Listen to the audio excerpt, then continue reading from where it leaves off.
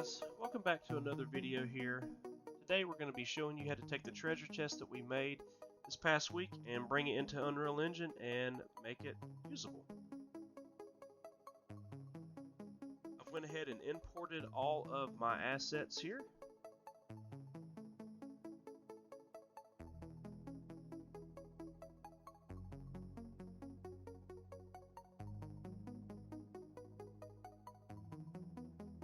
Start by deleting this. We're going to go into our content drawer and we're going to import our 3 images that we have exported from Affinity Photo.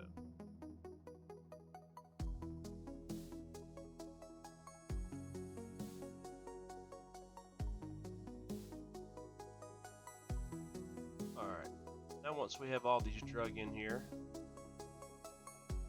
what we're going to do is start adding them in. So we're going to take our first texture, we're going to take the RGB and move it into the base color. With our mix map here, got a few pins to add, so we're going to take the red pin and we're going to put it into the ambient occlusion.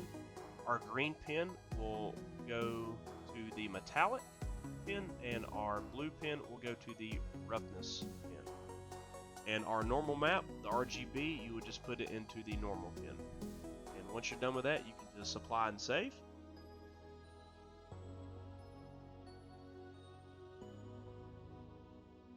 Now once we're done there, we're going to go back into the content drawer. We're just going to check out our chest here, bring it in the scene and see if all those have been applied correctly.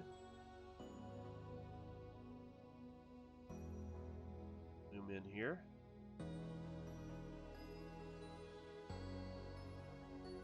Slow our camera down here. And all this is looking really good. Now that we know that the texture is correct, now what we're going to do is delete this out of our scene and we're going to start work on the blueprint. So if we go to our content drawer here, we're going to right click, go to our blueprint class, and we're going to create an actor. And I'm going to label mine treasure chest underscore BP for blueprint. Just label yours whatever you'd like. So before we do anything, we're actually going to create our action mappings for our treasure chest. So if we go to our settings and input, we're going to go to our action mappings here. We're going to add an action mapping, and we're going to label this one interact. Make it whatever key we want. We're going to make the E key. That way when we call for this function, so let's go back into this here. Alright, so before we get into this, we actually need to create our blueprint. So if we go to right click, user interface, and scroll down to the widget blueprint, we're going to create our widget blueprint, and I'm just going to label this open underscore prompt. Let's open prompt.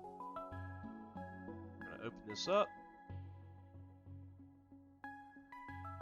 and first things first, we're going to go down to our panel and we're going to drag a canvas panel onto our screen here, and I'm just going to upscale this to 1080p here. Then we're going to compile and save that. Now we're going to grab a text block. We're going to bring this kind of where we want our text to show up. I'm going to relabel mine open just for my reference here, and then in the text right here we're going to put what text we want to put on the screen. So we're going to put press E to open. We're going to hit enter. Now we just drag this box over it and we're just going to center it kind of the best we can where we want on our screen. Once we get it where we want, we're going to drag this anchor down and we're going to anchor the 4 corners, keep it from not moving. And once we're done here, we can compile and save that, and we're finished with this. But before we do anything, let's go to that same one, and we're actually going to duplicate it, and we're going to label this one close underscore prompt.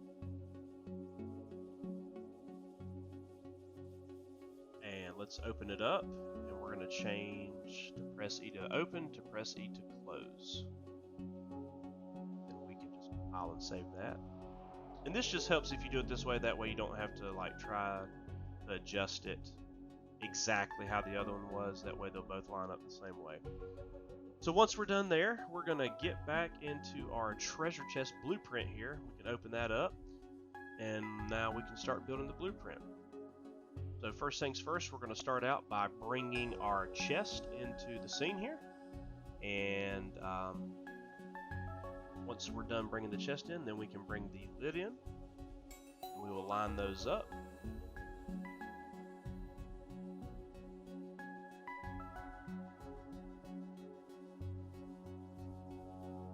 Look at this, you'll notice that our access point is on where the hinges are at. So when we open it, it will open on the hinge there. So once we got that brought in, what we're going to do is we're going to hit add, and we're going to add a collision box. And we're just going to label this collision box.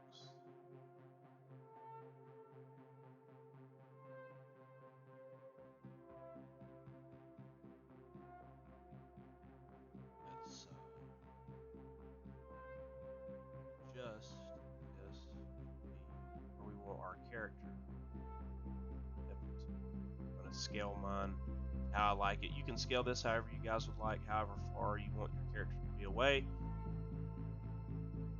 I want mine to be where he's having to stand pretty well close to it and right in front of it to open it. And once we're done and we got it the way we like it, we're just going to compile and save.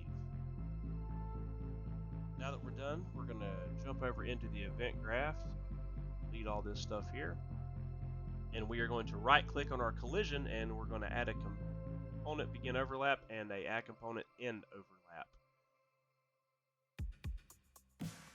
And from these, what we're going to do is we're going to come from the other actor pin, and we're going to drag out. We are going to cast to third person character.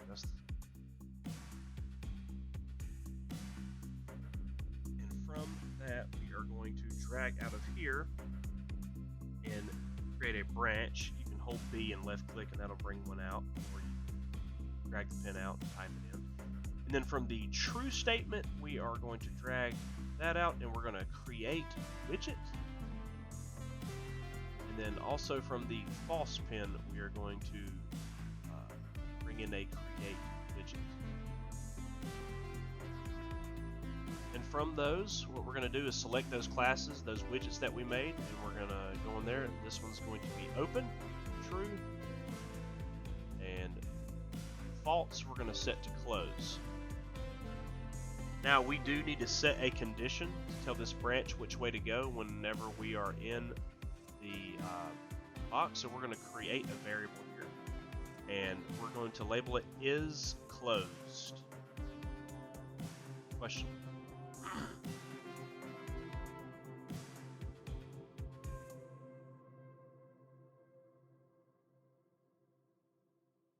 Drag that into that pin there.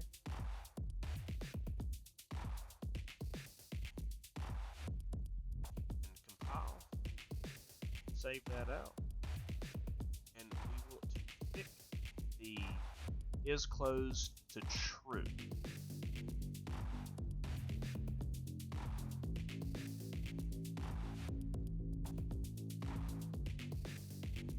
Alright, so from here, we're going to right click the return value, promote to variable, and then out of this we are going to add to viewport.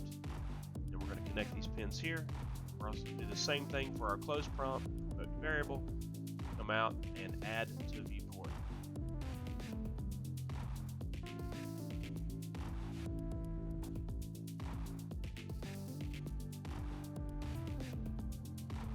We're going to get a enable input and drag both of those in there, and then out of the player controller pin we are going to right click and get a player controller,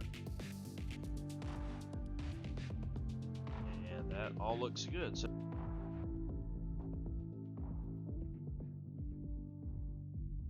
now we're going to come back to our end overlap here. We're going to come out of the other actor, and we are going to get a cast a third person character.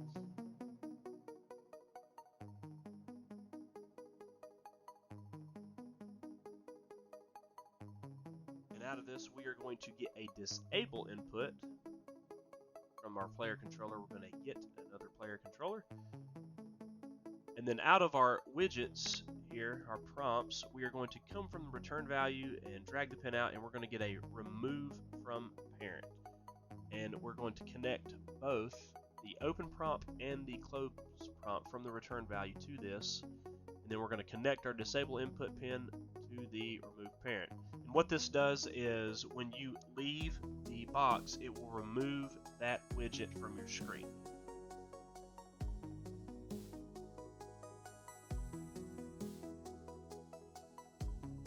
Okay, now that we've got all this looks good. We're going to come up here and that action mapping that we created earlier, we're going to type that in. So right click, we're going to type in interact, we're going to get this, and we are going to get a branch. So we're going to hold B and left click, and then we're going to connect that there.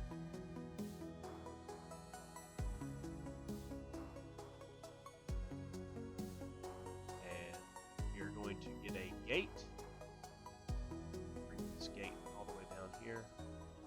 Drag the true pin into the inner, and then from our enable input we are going to drag that into the open, and from the remove from parent we are going to drag in to close.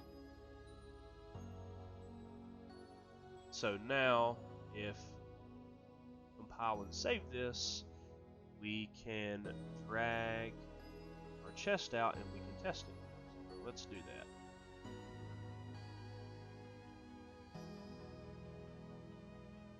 Now if we simulate this and we run in, we can see our press E to open.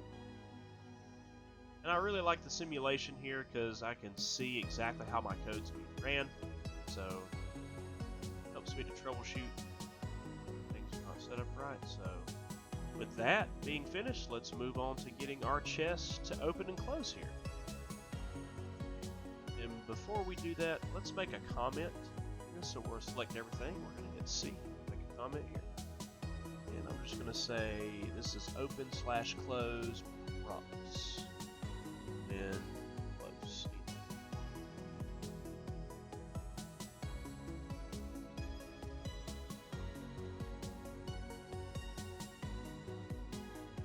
the first thing that we're going to do is we're going to come out of the gate. We're going to get a flip-flop. Now that we have our flip-flop, we're going to grab our is closed here, and we're going to set to is closed.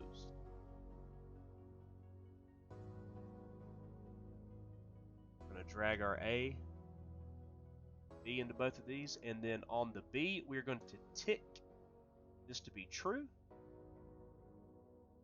Come out of the top here, and we are going to drag out, and we're going to get a timeline. So let's add a timeline, and I'm just going to label this open/close for my reference here, and we will drag the A top pin into the play and the B into reverse.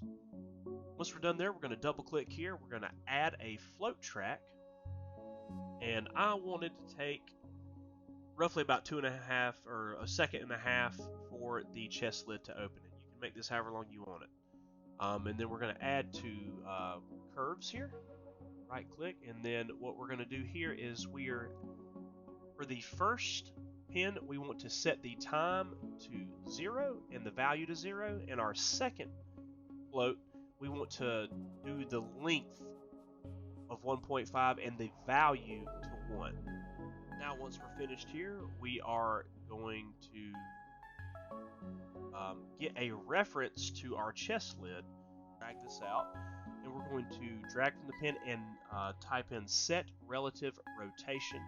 We're going to split structure pin, and depending upon where your chest lid, what axes it is on, which let's go back to the viewport and we can check this by looking at it.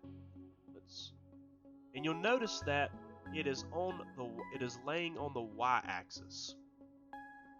So So we want to make sure that we put everything in our Y. If it was rotated different, oriented different, it would be on the X-axis, but here ours is set to Y. So make sure you keep that in reference or your chest lid will open funky. So we are going to create 2 new variables, and we're going to label this one open, and we're going to change it to a float. And we are going to add another variable, and we're going to label it closed. Keep it as a float, and we're going to compile and save this. Now, for the closed, we want our default value to be set to 0, and for the open value, I'm going to set mine to 75.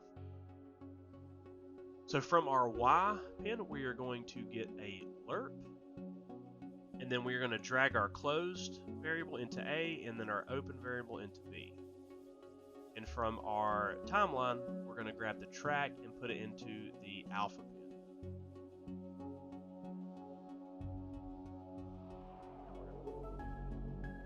And now we're going to simulate this, and if we walk in, we can see that it says press E to open, and when we press E, our chest opens.